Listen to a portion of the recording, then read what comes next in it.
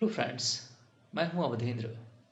Friends, मैंने आपके लिए जो वीडियो की थी अभी मिति और कुकी के कॉन्सेप्ट पर, उस पे काफ़ी आप लोगों ने कमेंट किया और मैं आप सभी का कमेंट जो है वो एडमिट करता हूं कि आपके इमोशंस जो हैं डेफिनेटली टॉपिक और बाकी कॉन्टेक्स्ट में जो है वो सही हैं और इस तरह से चीज़ें हो जाती हैं। ठीक है, लेकिन इमोशंस में आकर के आप कंट्री के खिलाफ जाने की कोई ज़रूरत नहीं है ना। नेशन और स्टेट के खिलाफ, नेशन और स्टेट की अपनी एक डेफिनेशन है ना। हम सिटीजन्स हैं, है ना। तो हमें किस तरह किसी पर्टिकुलर इन्वायरमेंट में बिहेव करना चाहिए इन ए सिस्टमेटिक मैनर। मैं आपको पढ़ा नहीं रहा, मैं आपको टीचिंग नहीं कर रहा हूँ। मैं आपसे रिक्वेस्ट कर रहा हूँ कि being as a citizen of India, nation की integrity, territorial integrity I mean, है ना। नेशन के खिलाफ, नेशन के खिलाफ आई मीन, अगर आप कोई व्यू रखते हैं, है ना, नेशन की इंटीग्रिटी को क्वेश्चन करते हैं, तो ये एडमिसिबल नहीं है। और बीइंग एज सिटीजन हमें इस तरह से ना सोचना चाहिए और ना ही ऐसा कुछ करना चाहिए। मित्यु कुकी और बाकी जो कम्युनिटीज़ हैं मणिपुर के अंदर, जिनके बीच में कॉन्फ्लिक्ट पैदा हुआ, ये एक इंटरनल इशू है। एक सोशल प्रॉब्लम है ना। एक सोशल प्रॉब्लम है और जिसके अंदर आप लोगों ने डिस्टरबेंस पैदा की, अननेसेसरी एक दूसरे पर लॉन्च किया, नहीं वायलेंस। और मैं ये जानना चाहता हूँ कि इसमें स्टेट का क्या रोल है ना। मैं आपसे बात कर रहा हूँ, स्टेट की क्या रोल है, क्या फंक्शंस हैं, और आप इतना एंग्री क्यों हैं? एक दूसरे पर आपने असॉल्ट क्यों लॉन्च किया? क्या एडमिनिस्ट्रेटिव प्रॉब्लम है? आपको रिसोर्सेस नहीं मिल पाते? आपके इश्यूज एड्रेस नहीं होते? इकोनॉमिक प्रॉब्लम्स हैं? या फिर प्रॉब्लम किस तरह की है? तनिक आप लॉजिकल सोचें कि प्रॉब्लम किस तरह की है। आपको समस्या क्या है? आप क्यों एक नया स्टेट बनाना चाहते हैं, एक नया टेरिटरी बनाना चाहते हैं? कुछ लोगों के कमेंट्स मैंने पढ़े हैं, है ना। उसमें इस तरीके की बातें क्यों हैं? क्या आपके इंडिविजुअल प्रॉब्लम सॉल्व हो जाएंगे? हम एक बाय नेचर, आप तनिक लॉजिकल सोचें, बाय नेचर हम एक प्लूरलिस्टिक सोसाइटी में रहते हैं, है ना। हम सिमिलर सोसाइटी में नहीं रह सकते। इसको पहले आपको एडमिट करना होगा, आपको टॉलरेंस डेवलप करनी होगी। सोसाइटीज़ में डिफरेंट व्यूज़ होते हैं, है ना। डिफरेंट टाइप से लोगों के व्यूज़ होते हैं सोसाइटीज़ के अंदर। तो आप एक सिंगल व्यू लेकर के कॉन्सेप्ट नहीं बना सकते। हम एक कम्युनिटी के लोग हैं, हम एक साथ रहेंगे, इस कॉन्सेप्ट पर कंट्री नहीं चल सकती। Even state, even district, even village नहीं चल सकता, है ना। हर चीज़ के सेफगार्ड्स आपके लिए किए गए हैं स्टेट के अंदर। आपके ट्राइबल कल्चरल कॉन्सेप्ट को प्रिजर्व रखने के लिए, आपको एडमिनिस्ट्रेटिव फाइनेंशियल इश्यूज को एड्रेस करने के लिए डिस्ट्रिक्ट लेवल पर ये चीज़ें रिजॉल्व की गई हैं। इवन सब डिस्ट्रिक्ट के अंदर शेड्यूल 6 और 5 के अंदर हमारे यहाँ ट्राइबल कम्युनिटीज़ के लिए स्पेशल राइट्स हैं, प्रिजर्व्ड हैं। पार्लियामेंट के बनाए गए लॉज इन पर डायरेक्टली अप्लाई नहीं होते, और अगर अप्लाई होंगे तो पहले गवर्नर एडमिट करेगा, फिर उसके लोकल काउंसिल उसको एडमिट करेगी, उसके बाद वो लॉज अप्लीकेबल होते हैं, है ना।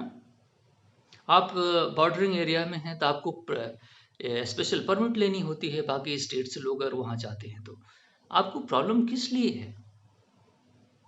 मुझे तनिक लॉजिकल समझाएं कि ये प्रॉब्लम क्यों है। और आप प्लूरलिटी को नहीं मानते, डिफरेंट व्यूज को नहीं मानते, डिफरेंट लोगों के साथ रहना नहीं चाहते, एक सिंगल कम्युनिटी के साथ हम रहेंगे, ये कोई लॉजिक हुआ? दुनिया में आप कहीं पे भी जाएंगे, मणिपुर से लोग जो फॉरेन कंट्री में जाते हैं वो सारे लोग ट्राइबल्स लोग होते हैं? नहीं, ऐसा तो नहीं होता। फिर आप कॉन्फ्लिक्ट क्यों कर रहे हैं? एक दूसरे के साथ रहने और टॉलरेंस और साथ में जीने, खाने, चलने, बोलने की, भारत एक प्लूरल कंट्री है ना, इसकी डाइवर्सिटी है, प्लूरलिस्टिक सोसाइटी है। ये कोई ऐसी सोसाइटी नहीं है कि सिंगल सेट ऑफ पीपल यहाँ पे रहते हैं, कास्ट, रिलीजन, ये वो, जो दुनिया की हर चीज़ें यहाँ पे मौजूद हैं। इकोनॉमिक ग्राउंड्स हैं, कोई ज़्यादा रिच है, कोई ज़्यादा पुअर है। तो आप कैसे कह सकते हैं कि हम एक सेट्स ऑफ पीपल एक साथ रहेंगे, बाकियों के साथ हम नहीं रहेंगे? ये लॉजिकल इरेशनल नहीं है, आपको नहीं लगता? मणिपुर के ये जो हमारे मीती और कुकी लोग हैं, बाकी और जो कम्युनिटीज के लोग हैं, बाकी जो और लोग हैं रोशनी सोसाइटी के अंदर हैं, डिफरेंट सेगमेंट्स ऑफ पीपल, क्या आप उनको उनके ऊपर असॉल्ट लॉन्च करेंगे, उनको गन से, बुलेट से मारेंगे? आप लॉजिक मुझे समझाएं। मैं आपसे डिफरेंट व्यूज रखता हूं तो आप मुझे रहने नहीं देंगे कंट्री के अंदर? मुझे तरीका आप समझाएं। जितने लोगों ने कमेंट किया है, मैं आपकी को रिस्पेक्ट करता हूँ, है ना? व्यूज रखना अच्छी बात है, लेकिन हम दूसरे को रहने नहीं देंगे, दूसरों को जीने नहीं देंगे, है ना? इस तरीके की कोई आइडिया होती है? आप आर्म्ड फोर्सेस आपकी सिक्योरिटीज के लिए हैं, पुलिस फोर्सेस, आप आर्म्ड फोर्सेस आपकी सिक्योरिटी सिस्टम के लिए हैं, वो किसी और चीज के लिए नहीं है। आप इस बात को समझें। कंट्री के आप सिटीजन हैं, सिटीजन्स के क्या राइट्स हैं, आप ड्यूटीज क्या हैं, इसको समझने की जरूरत है ना? भारतीय कॉन्स्टिट्यूशन के अंतर्गत आपको राइट्स भी मिले हैं, स्पीच करना, व्यू रखना, कॉन्सियसनेस, सारी फ्रीडम आपको जब दी गई है, तो अलॉन्ग विद दैट आपको ड्यूटीज भी हैं। नहीं, नेशन की इंटीग्रिटी को चैलेंज नहीं करना है। नहीं, आप जितने लोग भी हैं वो जो एक दूसरे पर असॉल्ट लॉन्च कर रहे हैं, वुमेन्स, बच्चे, और जो वल्नरेबल सेक्शंस ऑफ सोसाइटीज होती हैं, वो कितना सफ़र कर रहे, वो तो भाग भी नहीं सकते कहीं, है? मुझे आप लॉजिक समझाएं। जान बचाकर, जिसकी जान के ऊपर क्वेश्चन होता है, आप उसके ऊपर असॉल्ट करते हैं, बम चलाते हैं, गोलियां मारते हैं। नहीं, उस किस तरीके की सोसाइटी आपने बनाई है? वायलेंस लेड सोसाइटीज है। डिफरेंसेस अगर आपके पास है तो उसको रेजोल्यूशन की और भी मैकेनिज्म है स्टेट के अंदर, रादर देन कि आप गोलियां चलाना शुरू कर दें, स्टेट पर असॉल्ट लॉन्च करें, राइफल्स छीन लें, पुलिस को मारें। नहीं, ये कोई तरीका हुआ? लॉ एंड ऑर्डर जब सिटीजन ही नहीं उसको रिस्पेक्ट करेंगे तो अथॉरिटीज क्या करेंगी? मुझे बताओ, आप जब सिटीजन ही लॉ और एंड ऑर्डर को ऑब्जर्व नहीं करेंगे, अभी 1.4 बिलियन पीपल हैं, हर कोई भागना शुरू कर दे, एक दूसरे पर मारना शुरू कर दे, तो सोसाइटी कैसे बनेगी? मुझे बताओ, आप लॉजिक समझाओ, हैं? मुझे बताओ ना, लॉजिक समझाओ तो मैं समझूं इस बात को। अगर एक दूसरे पर आप लोगों ने अभी मारना पीटना शुरू कर दे चारों तरफ से, तो दुनिया की कैसे स्ट्रक्चर बनेंगे? लॉ क्यों बने हैं, ऑर्डर्स क्यों बने हैं, गवर्नमेंट क्यों है, सोसाइटीज क्यों हैं, लोग क्यों हैं? आप कौन हैं? बात को समझिए। मैं ज़्यादातर कभी इस डिटेल में नहीं जाता हूँ, मैंने केवल और केवल चीज़ों को आपके साथ शेयर करने की बात की है, लेकिन जो आपने कमेंट किया है, इट इज़ वेरी कंसर्निंग, और आपके दिमाग में इस तरीके की चीज़ें नहीं होनी चाहिए। सिटीजन होने के नाते आपके पहले फंडामेंटल ड्यूटीज आपके पास है, आर्टिकल 51A में, भारत के कॉन्स्टिट्यूशन में। नहीं, आपको ऑब्जर्व करना चाहिए, बीइंग एज ए सिटीजन आपको इनलाइटेंड होना चाहिए, आपको साइंटिस्ट बनना है, इंजीनियर होना है, अपने फैमिली को, अपने लोगों को सिक्योर करना है, उनको लाइफ देनी है, बच्चों को फ्यूचर देना है, बहुत सारी और आपकी जिम्मेदारियां हैं, रादर देन कि आप दूसरे के साथ रह नहीं पाएंगे, उनको मार देंगे, जब तक मार नहीं देंगे तब तक आपको तसल्ली नहीं है। मुझे तनिक साइकिल ऑफ वायलेंस, आप दिमाग का इस्तेमाल तो करें, तनिक मुझे समझाएं, use your mind and tell me the logic behind that, कि जो आपसे डिफरेंट व्यूज रखता है आप उसको जीने नहीं देंगे। वो रिलीजन किसी और का है तो आप उसको जीने नहीं देंगे, उसको राइट्स मिलेंगे नहीं मिलेंगे, उसकी एक फ्रेमवर्क है ना।